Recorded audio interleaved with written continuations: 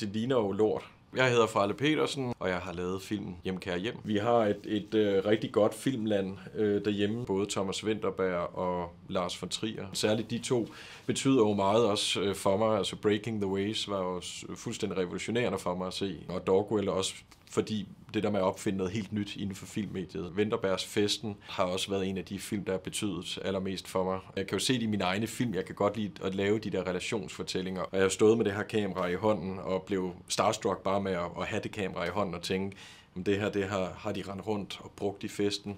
Og det kom det der mesterværk ud af det. Men når man så kigger i dag jo ikke, altså sådan på festen, altså det ligner jo lort. Og det skulle det jo så også. Men det er jo det, der var så genialt med Dogmen og festen, altså at det var den her gode og nærværende historie, som bare har grebet hele verden og stadig gør det, til trods for, at den jo ligner lort. Havde det været en poleret, lækker, skudt film, så er det ikke sikkert, at den havde haft den samme effekt og den samme sådan dynamik. Det er jeg sgu ikke sikker på.